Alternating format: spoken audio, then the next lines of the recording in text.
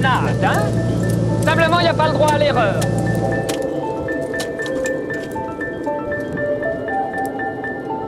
Et en haute montagne, vous êtes seul avec votre client, enfin bon. Donc il y a vraiment une relation, c'est quasi mystique.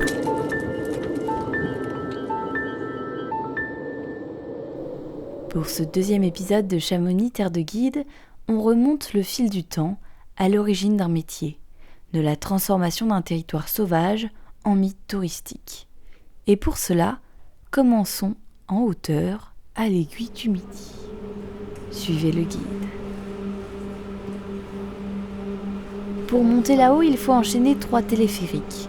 Le tout premier câble, lui, a été posé en 1949 et a été déroulé par 6 guides dans la face nord. Il est 11h du matin, à l'aiguille du Midi, on est à 3842 mètres d'altitude et il y a du monde de partout. Ça parle toutes les langues, ça dégaine les téléphones dans tous les sens, et puis il y a un vertige que tout le monde ressent en même temps face à cette vue complètement irréelle. Ce site accueille près d'1 million de visiteurs chaque année, mais tout ça il y a encore 250 ans, c'était impensable.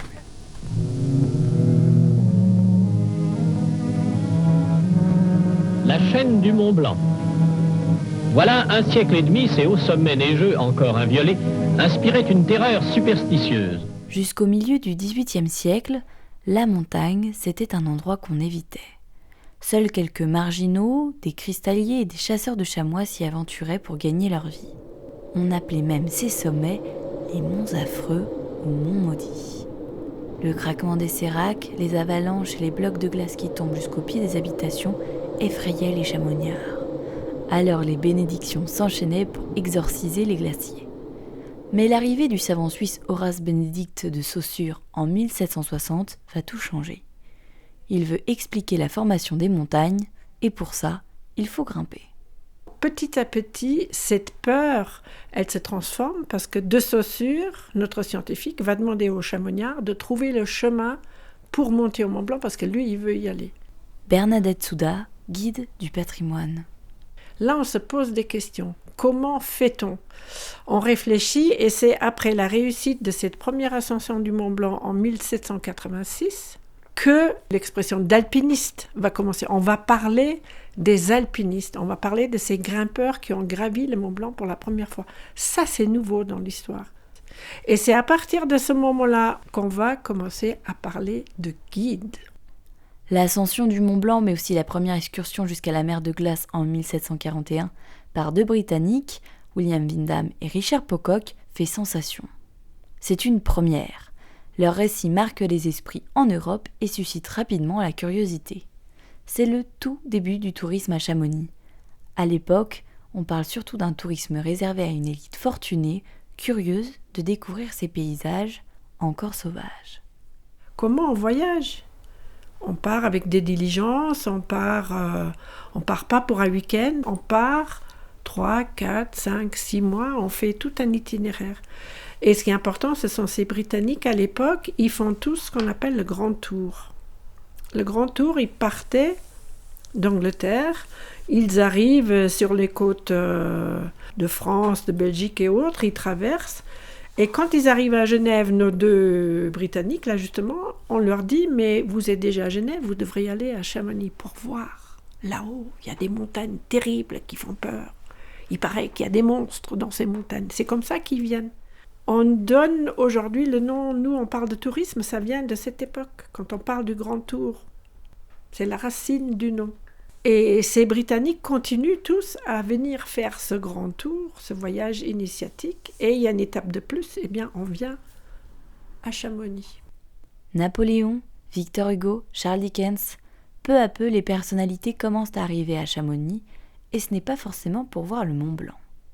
Avec ces premiers visiteurs, il y a d'autres personnes qui viennent, ils sont omnibulés pas par la montagne, du Mont Blanc on n'en parle même pas, ils sont omnibulés par la mer de glace. On vient voir la mer de glace. Avant l'arrivée des touristes, la vallée n'avait rien d'un décor de carte postale. C'était une terre rude, exigeante, et ceux qui y vivaient l'étaient tout autant. Des gens solides, façonnés par la montagne, parce qu'ici, il fallait être dur pour tenir. C'était caractère à crampons, et des gens dur. La vie a été très très dure ici. Lionel Vibo, guide et peintre. C'était une vallée assez épouvantable parce que les glaciers descendaient très bas. La mer de glace, jusqu'en 1880, elle était en bas, dans la vallée. Alors vous imaginez le frigo. Quand je discutais avec ma grande-tante, qui a 89 ans, bientôt 90, qui m'expliquait quelle était la vie qu'ils ont menée avant d'avoir cette dimension touristique, franchement, aujourd'hui, je pense que plus personne n'en veut. Jonas de Voissou, ancien skieur, collaborateur du maire de Chamonix-Mont-Blanc et descendant d'une grande famille chamoniarde. C'est-à-dire les travaux des champs à 9 ans, placés chez une bonne à 50 km d'ici en tant que gouvernante dans un hôtel, casser la glace pour aller laver les draps à la main, dans les bassins en extérieur, pas de chauffage en hiver, vivre au-dessus des bêtes, l'hiver quand les températures descendent à moins 15, dans la chambre il fait moins 15. Donc le tourisme aujourd'hui c'est une activité économique qui est compliquée, qui a des mauvais côtés, mais qui a apporté aussi en termes de développement un saut qualitatif gigantesque. Faut savoir d'où on part quand même, quoi. Et maintenant, au rocher des Gaillans, autour des réjouissances. Les guides exécutent quelques démonstrations d'escalade et de descente. Au départ, être guide n'est pas un métier à proprement parler. Au début, c'est pas du tout professionnel. Faut bien dire ce qu'il y a. C'est vraiment la personne qui habite là, qui connaît, qui est un peu chasseur, qui a repéré les chemins, qui a vu son grand-père y aller, donc il y va aussi. Ce sont des gens qui vivent leur montagne. Ils savent interpréter les signes de beau temps, de mauvais temps. Ils savent qu'il y a des endroits où il faut aller et d'autres il ne faut pas aller. Donc ce métier de guide se cristallise autour de ses habitudes et la demande de ses visiteurs de les amener par-ci, par-là. Mais en 1820, un accident va secouer tout Chamonix. 3 guides qui accompagnent un client très connu, le docteur Hamel, vers le sommet du Mont Blanc, perdent la vie avant même d'atteindre leur but. C'est un drame terrible qui pousse tout le monde à se remettre en question. Le métier de guide va alors se structurer autour de la création de la Compagnie des guides.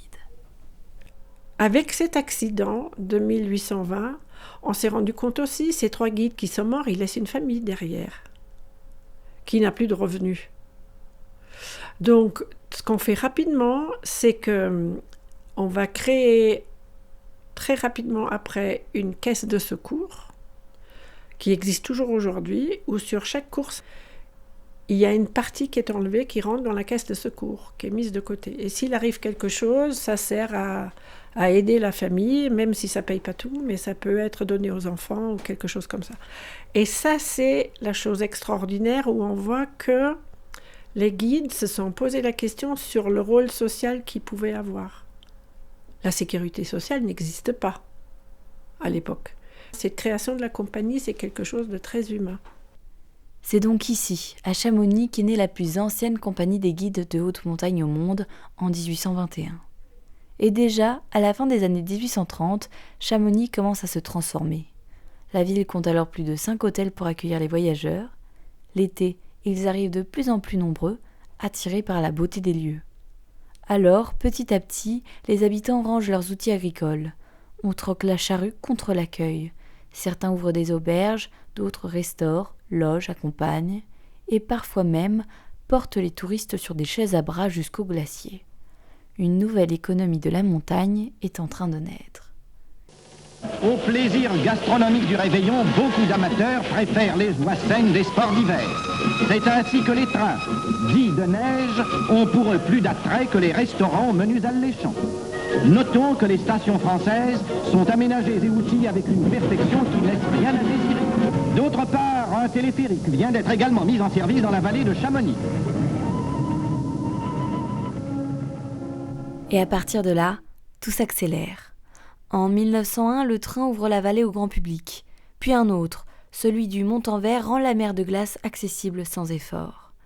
Les Jeux olympiques d'hiver de 1924 installent définitivement Chamonix sur la carte du monde. Et peu après, l'ENSA voit le jour. C'est une école qui forme les guides et pose les bases d'un véritable diplôme. Mais derrière ces grandes dates, il y a surtout des gens. des familles de la vallée, enracinées ici depuis toujours, et puis d'autres, venus d'ailleurs, qui ont trouvé ici bien plus qu'un décor, une terre d'accueil, une famille d'adoption. C'est grâce à elle que Chamonix est devenue ce qu'elle est. Les enfants des montagnes, c'est l'horizon du prochain épisode de Chamonix, terre de guide. Pour accompagner ce récit, vous avez entendu un passage du film Tout ça pour ça de Claude Lelouch, une bande-annonce MC4 et Pathé Télévision pour Chamonix fait son cinéma, des archives France 3 et INA datant de 1943 lors de la fête des guides de Chamonix et des archives Pathé Gaumont sur la vallée. Un podcast signé Lucille Mériot.